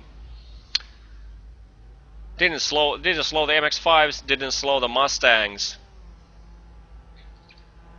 Hopefully he will be back on. Yeah, hopefully he's gonna get his following internet up and running. broadcasts. Meanwhile, we see Giancarlo Lenzi making his victory donuts here. And as everyone has successfully come across the start and finish line, we could go through the final results. Let's hope and pray this is gonna work. Woohoo! So, Dan Rash takes the win of the race with 1.7 seconds between him and Russell Clayton. Oscar Salin finishes the race in 3rd position. Steve Brown finishes in 4th. Dexter Castro in 5th. David Waters in 6th. Chris Moran in 7th. And the 8th, 9th and 10th Mustangs did not finish the race. There are some people in the lobby. Yep. Again, we can sit there for just a second, and I'll drag their buns over here in short period of time for interviews. Meanwhile, in the MX5 division, the final results: Giancarlo Lenzi, after the exciting race in the MX5 division, takes the win with Arthur Chan finishing in 2nd position, Stefan Morien in 3rd, Jason Breifogel in 4th, Eric Biggs in 5th, James Stevenson in 6th, Jared Lawson in 7th position, Michael Griesinger in 8th, Stephen Ashbury in 9th, and John Montoya in 10th position. Going through the rest of the field, Peter Brennan and Peter Brennan, Hang Ho Tao, Wes Eric, Stefan Overgaard, and David Wammond being the remaining 5 MX5s in the race. So I was personally quite surprised that we had this little amount of full course cautions. Considering it was a Lime Rock Park race, I would have been prepared to see like 6 or 7 full course cautions. But I can't help that. Luckily, we didn't have any more full course cautions, because those are never a good thing to see, especially for a racer's perspective. Who shall we start with? Let's start with the leader of, or the winner of the Mustang division. Do you copy, Dan Rash? Dan, yep, this is Earth. Clear. Do you read me? So. Yeah, this is Dan. Can you hear me? Yep. So, Dan, did it look like a walk in the park for you pretty much the whole race? How did you see it personally? It might have looked that way, but towards the end there, it was I was giving it 100% the whole way after the last yellow. I think Russell managed his tires quite a bit better than I did. So those last few laps, you could notice in the tighter corners in the first 3 or 4, he was definitely getting a big gain on me. And it was only through the later corners that I had a little bit better line and I was able to hold him off. But if the race went much longer, it would have been a very, very close finish. How did you experience the MX-5s while you had to deal with the overtakings, especially from the leading 4 when we got that one green flag after the caution period? You had the top 4 MX-5s in front of the Mustang pack. So how was your experience with dealing with MX-5 traffic? Well, that was pretty exciting, wasn't it? It was right around the perfect time for all the GS cars to come in and pit and get tires. So that really wasn't an option. Otherwise, I wouldn't have been able to make it to the end of the race. I pretty much had to pit then. I knew it was going to get a little exciting coming out of there, but the MX-5 drivers were, pretty clean. They held their line really well, and it wasn't too difficult to move around. And outside of the leaders of the MX-5s, all of the rest of the guys were just more than generous. I mean, sometimes they were slowing their race down to let some of the leaders in the GS past, so can't thank them enough. And this being the season finale, you're going to be in the possible next season of the Continental Endurance Sports Car Series. You're going to be racing with the Mustangs the whole season? Yeah, we'll see how it goes. With the new build of iRacing, they might tweak some things and they might make the MX-5 a little bit more fun. or they might change up the schedule where the MX-5 might become more available than it is currently. And maybe I could switch over there. But right now, I've put a lot of lap time in the Mustang. I'm real comfortable with it, and I look forward to doing more laps in it in the future. Well, can't say any more than congratulations for clean sweeping Lime Rock Park. Never an easy task, but you brought it home with and made it look easy, even though you claimed that it wasn't easy. But that's how it looked. So congratulations once more. Yeah, thanks for the compliments, Jody. And then I believe we have. No, we don't have. My bad. So let's pick the MX-5 winner then. Giancarlo Lenzi, how are you? Good, how are you guys? I'm very good. I'm tired and my throat is killing me, but otherwise I'm good. So, you had a pretty eventful race. Fought with James Stevenson for the lead of the race and lost the lead a couple of times, then took it back. And then you have to deal with the slow Mustang in the end. And how did you feel? How was it? How many gallons of sweat did you lose during the 90 minutes? I'm still losing those gallons of sweat right now. Gosh, a lot. It was an amazing race. Probably my best race I've ever had in the entire service. James was incredible, and Arthur right there.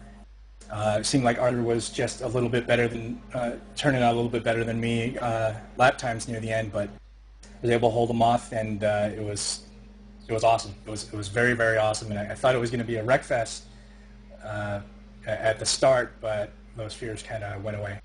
Yeah, that's what I was expecting, and there was one caution that came out as by the way, I dragged James Stevenson to the booth as well. And talking about James Stevenson spinning right in front of you, coming out of the turn 4 there, losing the back end grip on the top of the uphill. How did you see that? Did you? From my screen, it looked like you might have had a little bit of touch to his rear end, but how did you see that happen?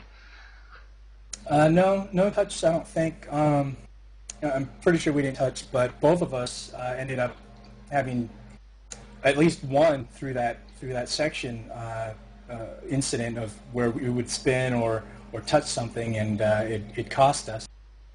But it was a little scary, but I let up for him, so I wouldn't hit him. I did see when he started moving right, I thought that something might happen, but I'm just glad nothing did. And James, welcome to you as well, and congratulations for a strong finish of you as well. And how did you see that incident happen where you lost the back end? Well, I was just following a Mustang and another MX-5 up the hill, and the Mustang was trying to make a pass, and they sort of balked each other, and it was spin or run into them, and I didn't want to run into them. But I was very lucky to not get hit by Giancarlo and Arthur. They did a very good job to miss me, and I didn't hit any of the walls, so it was okay in the end. And in the, I think it was the last lap or second to last lap where you had a little bit of visit to the grass area outside of turn 1. Must have been a bit of a heart attack moment there. Yeah, and it happened probably about 5 laps earlier. The front tyres just, they had nothing left, and if I happened to step wide of the little groove in there, it just ran straight off, and as the Mustang was going past me, that was it had to go off. Still, you managed a strong 6th place, and my final question for you too, season finished, you're looking forward to another season, and you're going to stay with the MX-5s or looking for a Mustang?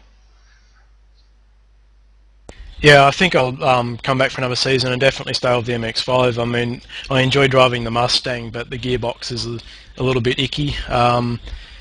But yeah, I just hope that next season I can compete in more races. I had to make up for missing 2 races which I could drop and a 3rd race which I couldn't drop, so it's good to even be in with a chance of the championship after that.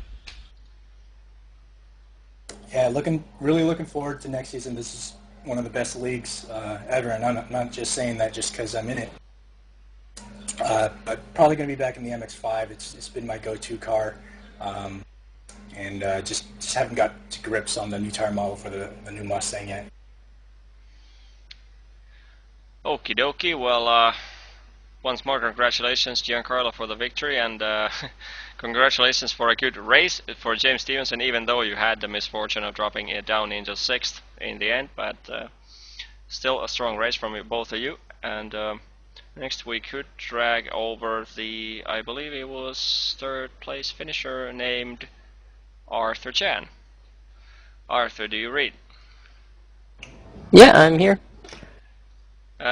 You finished second, actually. I was just about to say 3rd place, but you finished second in the race. You were involved in that 3 MX5 battle in the latter stage of the race, and fortunately for you, unfortunately for James, he had a little bit of visit to the grass in turn 1. It must have been a thrill for you to see that. Well, to be honest, I was targeting 3rd place on this race because even after Laguna Seca, my plan was not really interfere per se into the championship battles. So I really just wanted to just let Giancarlo and James fight it out. So I was pretty well happy to park myself in 3rd and watch the entertaining battle in front of me. But I'll take the 2nd if it's handed to me. And what did you have any problems with? I was noticing in the restarts where the MX5s were in the middle, in front of the Mustangs.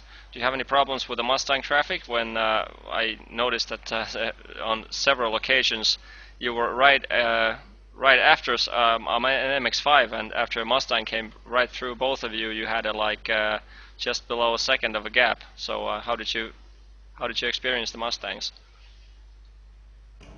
It was not too bad, no real complaints. I think it worked really pretty well with the short track, shorter than most other tracks we've driven this year. It was nice to dice it up with them. The restarts were not too bad after the first restart where I was a little bit dive bombed. I learned to check my mirrors before turn 1 and keep track of them, but no, it was really good. And before my next question to you, I have to say I completely forgot to congratulate James Stevenson for, if I'm not totally mistaken, you just managed to win yourself the MX5 division. It's possible. I think the other drivers will have a drop round that may or may not bring them up further. I'm not sure just yet. We'll have to wait and see. I think I worked it out that he still does have it. I had, I think, 1 or 2 races that should have been better, such as Watkins, and just congratulations to James. Just a near clean sweep, and it was awesome racing with you. And back to Arthur Chan for just a second. Looking at the points table, you seem to finished in the top 10 in the MX5 series of this season. Looking forward to next season, and same for you. You're gonna stick to MX5s if you wish to come back for another season, or you want to change to the Mustangs? I think I'm going to stay in the MX5 for sure. I'm currently driving for Blendini Motorsports, which is an MX5 race team here in England, so I'll stick with it. Definitely looking forward to doing well in the 2nd season. I just was invited to start in this season halfway through, and it's been terrific fun. Wes and the other organizations have done a great job, so really looking forward to season 2. That pretty much rounds up Arthur Chan's part. Now we could drag over a Mustang for a change. The Mustang of Dexter Castro. Hello. Hi there. You had looking at the telemetry at least, you had a pretty interesting race with, especially every time you managed to hit an MX5, you had a much harder time getting around the traffic as the guys in front of you. Was that the reality, or was it just my perception? Yes, well, I've always been a bit too cautious with getting around other classes, and it just seems like I just need to work on my instinct with that type of stuff, on when to go for a pass and when to back off. So after 90 minutes of Lime Rock Park and 10 races in the series, or the series now completed, you also have, with that 5th spot, I think you find yourself in the top 10 as well in the point standings. So are you satisfied for that, and looking forward to next season? Well, yes, yeah, I'm very happy with the top 10 in the points, considering I missed about half the races with a shattered brake pedal, so So yeah, that's great news. You should have tried the oval for a change. You don't need the brake. Yeah, actually, that's all I did for those 2 months when I was without a brake pedal. I just did super speedway races, but just had to get back to road eventually. But now I've got a much better pedal. And I'm not sure if you just answered the next question, but you're going to stick to the Mustangs for next season, or you want to switch to MX-5s? Oh no, I have to stick with Mustangs for this because it's just, this is the one place where I really get a chance to run the Mustangs consistently, and I've got other places to run the MX-5, so I'll run them there.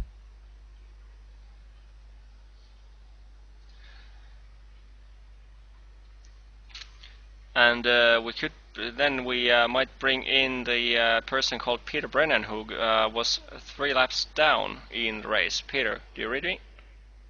I'm right here, thank you. It was a very successful end to a not very successful season, thank you. And thanks, West Eric, for running the league. Yeah, as, looking at the final result sheets, you're one of the 3 guys who basically finished the race, but you're with 3 or more laps down. So what went on in your race? Well, I'm just probably the not very talented guy in a league full of very, very fast drivers. I just considered it a success that I didn't wreck, especially at Lime Rock. Yeah, Lime Rock is not exactly the safest and the easiest track of them all, but yeah, surviving a 90-minute race is like worth mentioning to anybody. I mean, no, it doesn't matter what car you use. It's always a difficult track. But still, slow or not, you still got a solid finish. And how did you? By the way, you were obviously one of the guys who during those caution periods got the wave rounds. How did you experience the pack slowing down and catching the pack again after the wave around? We haven't seen that much of that cars sticking to the one side of the track often. So this time, at least for looking at the stream side, it worked like a charm. So you had the whole left side of the track to you at your disposal, going past the line. So how did you see that? Works like a charm. It was so much better than it was at Laguna. It was probably the easiest wave around I ever got. And you too, looking for next season with the CESCS series, and if so, will it be MX-5 or the Mustang? Absolutely. Definitely looking forward to next season. I'd like to maybe move up to the Mustang, but totally not sure because I really haven't driven it for about 2 seasons now. And I'm kind of encouraged. I did my best laps on worn tires with the MX-5, whereas with the Mustang, I don't think that would have been the case. Well, looking forward to another season as well. So looking forward to seeing all of you guys in the next upcoming possible series. And meanwhile, we could welcome to the booth a man called Jason Breifogel. Hi, how you doing? I'm doing pretty good. How are you? I'm doing pretty well. I think I finished 3rd in the points. Giancarlo's win here, I pretty much got him back over top of me, unfortunately. I was hoping for some help, but didn't get it. Yeah, you were in. You finished in a 4th position in the MX-5 Cup division, and seemed like the top 3 MX-5 were able to escape with eventually after the restart. So if you didn't quite have the pace for them, was there any specific reason for that, or did you just take it safely, or what? Or did you just simply did you just dislike the track, or what? No, I just simply didn't have their pace. And then towards the end, my front tires were shot. I'm pretty sure I also had the wrong setup. A little too much understeer. I just couldn't make the lefts anymore, and the right turns anymore. Any changes for the next season schedule if you want to race it, or if you're gonna race it, or you wish them to repeat the current schedule? I wouldn't mind some changes if the West goes that way. I think he's going to run the same schedule, though. But I'm thinking of going to move up to the Mustang, though, and give that a shot just for little extra variety. So yeah, that was going to be my next question. You're going to move to the Mustangs or stick to the MX-5s? But yeah, that pretty much answers that. And well, that's a short and sweet from Jason. And congratulations for the 4th place finish. Thank you. Next, we could bring in, I believe it was the 3rd place finisher in the Mustang division, named Oscar Salin. Hello, Johnny.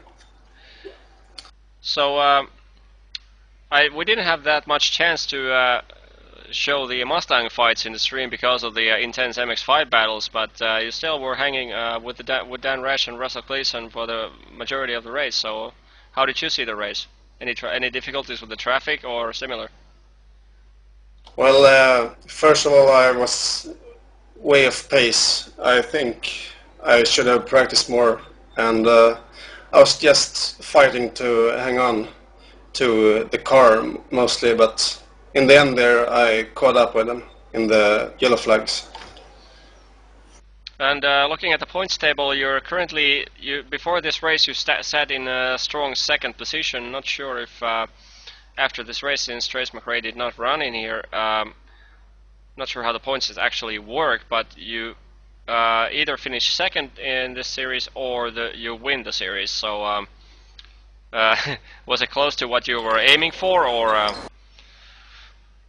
Well, I've been trying to hang on to Trace for most races, and I think the points will be very close when they count. But I think maybe Trace has me by a few points. I don't know. Well, either way, whether it's a win or a 2nd place, you're going to be around for next series, next possible series, and if so, which car it will be? It's very possible I'll be back in the Mustang. And how did you feel about the schedule, the 10 races? You wish any dramatic changes, or rule-wise or track-wise?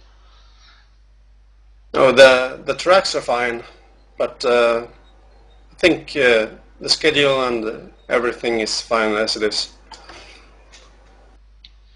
Okie dokie then. Well, congratulations then for 3rd place finish and the possible win of the series.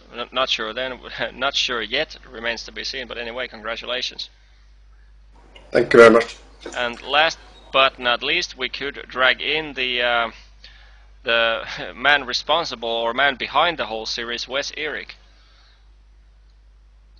Hi guys, thanks for having me. And Wes, not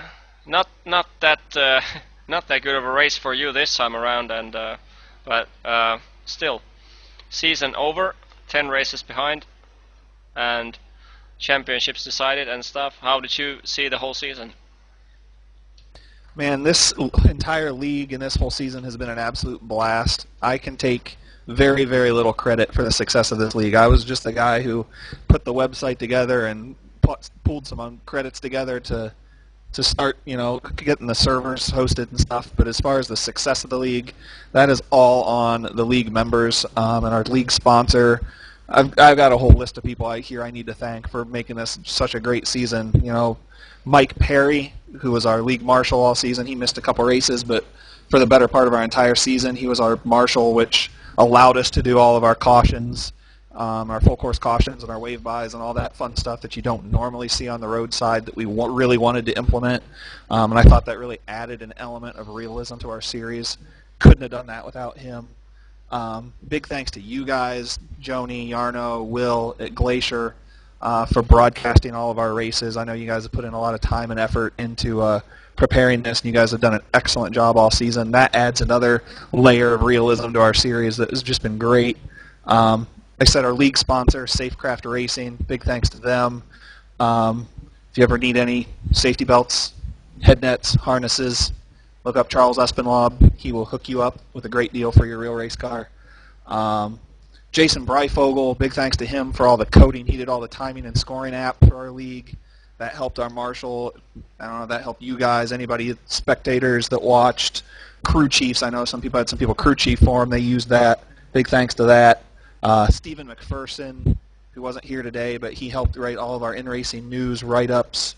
Giancarlo Lenzi, who helped a bunch with our forums. I know I'm forgetting people here. Brian Taylor, Steve Brown, who helped host test sessions.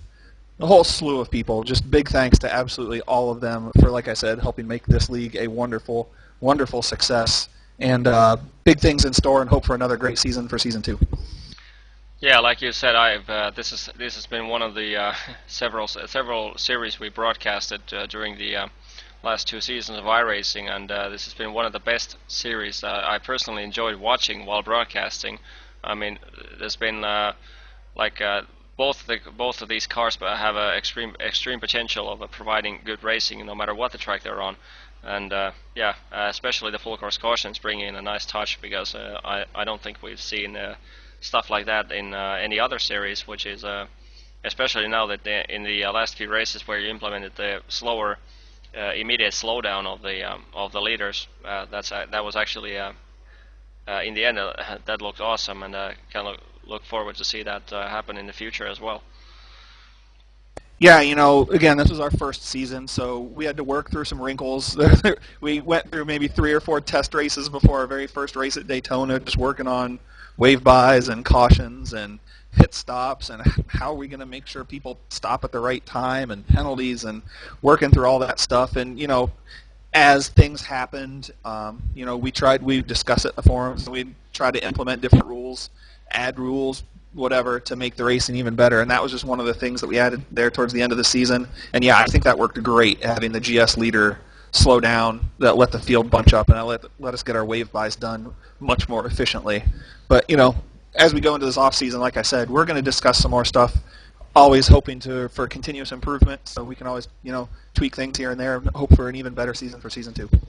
Yeah, at the beginning of the season, as the season initially started, iRacing was not providing. At the time, iRacing was not providing the chance of reduced amount of fuel tank. I mean, the reduced size of a fuel tank, and now that you have an option, would you consider possibility of using the fuel tank maximum limit for the next season instead of like a mandatory pit stop in the pre-ordered amount of laps?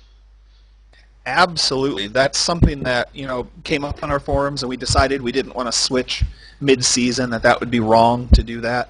So we went with the standard, mandatory pit stop at that lap count with maximum fuel loads allowed for Season 1. But that is one of the rule changes we're considering for Season 2, is actually, because like the MX-5, on a tank of fuel, it can go, 2 hours before it even really needs to stop. So if now that iRacing implemented that, we can maybe say, okay, you only get 50% max fuel, so they can only go an hour at a time, and now they're going to have to stop anyway. But now instead of it being at a mandatory lap, that adds another element of strategy in. So yeah, that's something we're looking at for both classes for next season. How about schedule? In terms of schedule, I've asked opinion of every guy in the post-race interview that how do they feel like any changes to the schedule. I mean, some tracks they disliked or liked especially. How do you see it? You're going to change some dramatic changes to the schedule, or with new upcoming tracks like Motegi and stuff, or you can stick to the existing one? Well, when I first started this league, the goal was to model it after the Continental Tire Sports Car Challenge, which is, as you know, kind of the sister series to the Grand Am Rolex series, and that's how we got the GS and ST class designations and everything. So we kind of wanted it to be as close to that series as possible. So if you look at our schedule, it matches up directly with that. So yeah, we're going to stick with those tracks. There's a couple tracks that if they race, the iRacing doesn't have, like New Jersey Motorsports Park, and seasons back they used to go to Miller. So we'll pick a fill-in. Like this season we didn't do New Jersey, so we threw in VIR instead. So we have like maybe 1 or 2 races here and there where we can tweak and add something different. But the bulk of the schedule, like I said, we're always going to try to follow whatever schedule Grand Am puts out as closely as we can. And lastly, I could say that any comments from the driver's behalf you want to throw at Wes after the season is now over? Just remember, I can kick you from the league next year. I don't think everyone's gonna open their mouth. They're gonna wait until I say cut, and then they're gonna bash you. Right, exactly. Yeah. Anyway, thanks a lot for Wes for setting up the series. I personally, this was one of the series that I actually enjoyed watching while broadcasting. And if I was not broadcasting, then I was watching myself the whole broadcast. So thanks a lot for putting up the series, and thanks for the special rule set that you provided. And that was a blast. And if possible, looking forward to next season. Yep. Again, thank you to everyone that I mentioned before. Thank you guys at Glacier for all your time and hard work. It's been a lot of fun. So that was Wes Eric, the creator and the guy most partially behind the Continental Endurance Sports Cars series, and that pretty much wraps up the season. And my name is Joni Beckman, and with me was Jarno Matikainen. We were the the audio of the last race because of Will and David having unfortunate internet issues, but season is now wrapped, and while waiting for the possible next season, or going to be next season, visit GlacierTV.com for the whole schedule of Glacier TV's broadcasts, and any feedbacks or any questions you have, you can find the email corresponding emails in the website, and feel free to throw us a line. Meanwhile, from myself, from behalf of Wes, the whole Continental Endurance Sports Car series, from Jarno, from Will and David, even though they're not here, all we can say is good night. Good night.